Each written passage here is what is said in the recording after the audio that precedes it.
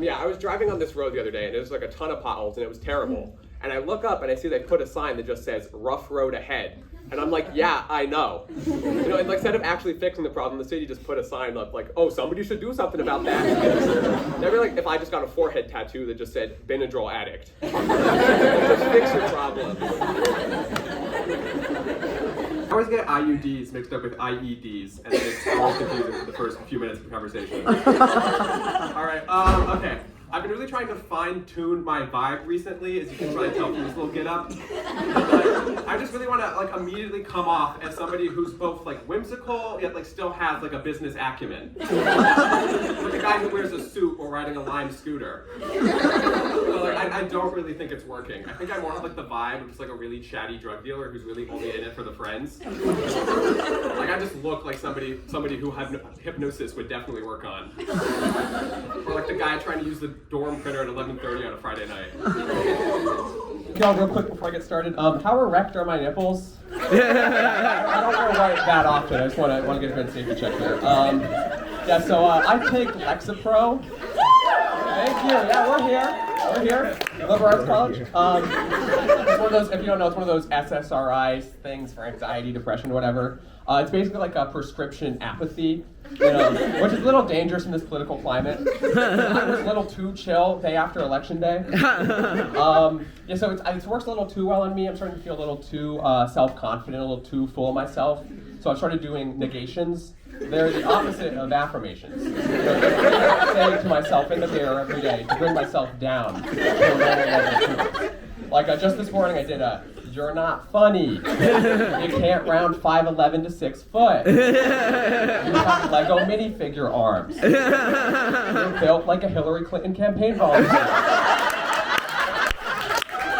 And you were too stupid to understand everything everywhere all at once. Several protesters at the inauguration of Tom Stradakis, real-life Keebler elf.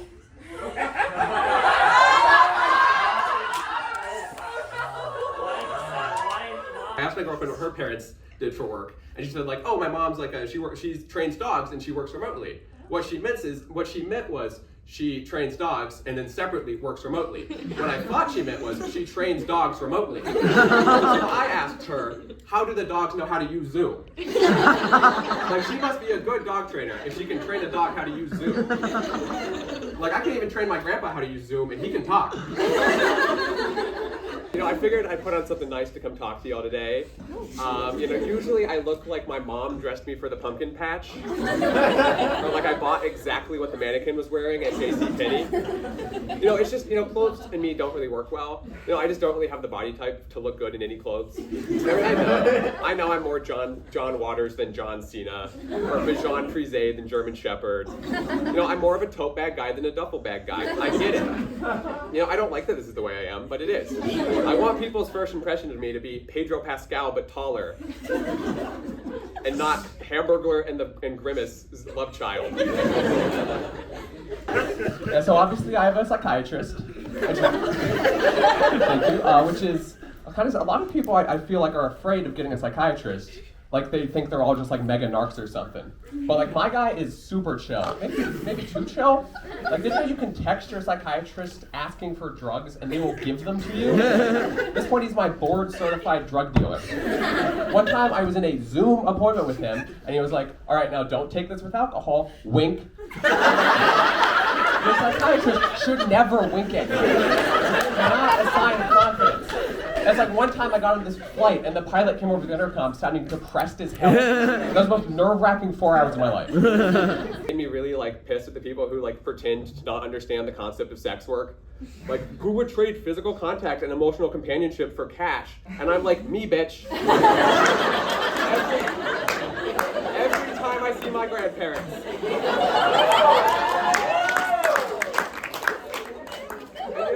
At least prostitutes aren't also secretly hoping for a death. And they won't do forehead kisses. Do you really think I'd be hanging out with an 84-year-old baggy racist if I wasn't getting paid in Cracker Barrel and $20 gift cards? Hell no. All right.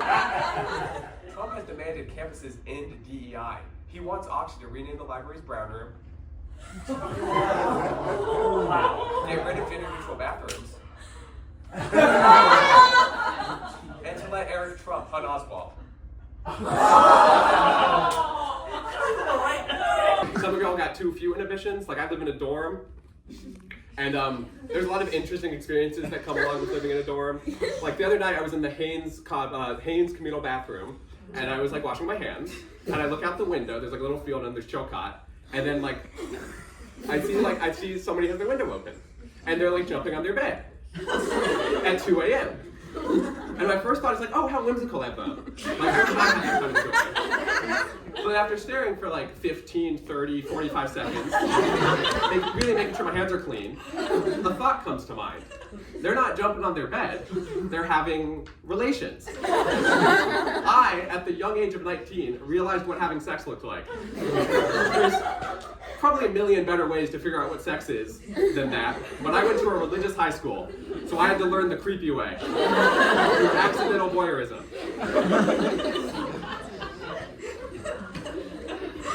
I love movie theaters because they're like one of the only I swear. I love movie theaters because they're one of the only institutions left for voyeurism in our modern society. Where else can you get horny in the same room as a bunch of strangers at 10 a.m. on a Thursday? Like all while someone with a bathtub of popcorn climbs over your Wall-E-style recliner. You can see some of the loudest and therefore best movies Hollywood has to offer. Like I'm personally really excited for Oppenheimer 2. Are you like 75 years behind on world history?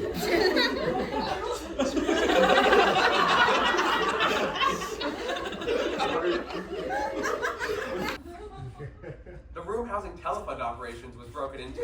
Texas Safety has released this video of the suspect. So be on the lookout for a person with a backpack.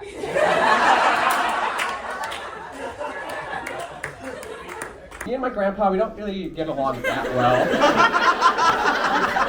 Yeah, you kind of guessed that.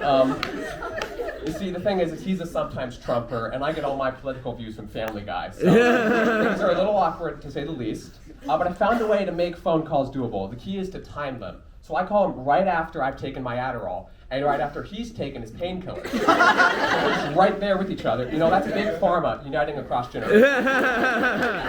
And I mean, speaking of the microwave, just can you imagine like how the microwave must have felt when the air fryer came out? Like they must have just felt like white quarterbacks during Lamar Jackson's rookie year. Just like completely outcompeted by the rookie. So it's not the microwave's fault, the air fryer just has different moves. The microwave is from a different era. An era in which people ask the question, you know, what if we tried to use radiation, the thing we're using to kill the most people ever, to also cook our canned veal liver? I mean, the microwave is just basically a car stereo combined with a Lazy Susan that we put food in it for it to maybe cook. Also, side note, I've always hated the term Lazy Susan for like the little rotating dish tray, because I think that's just a prime example of the patriarchy.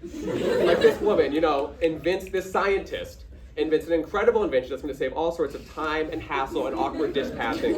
And what do we do to immortalize her and her legacy? We call her lazy. Yeah, that's fucked up. You want to know what else? It is. You know what else is fucked up? You've probably seen more elephants than like rich dudes in the 1800s. And that's crazy. Like, yeah, sure, they had like massive hedge mazes and oil portraits, but they only got to see like one elephant tops. And you know, they had to put on like 6 layers to go out in the blistering sun.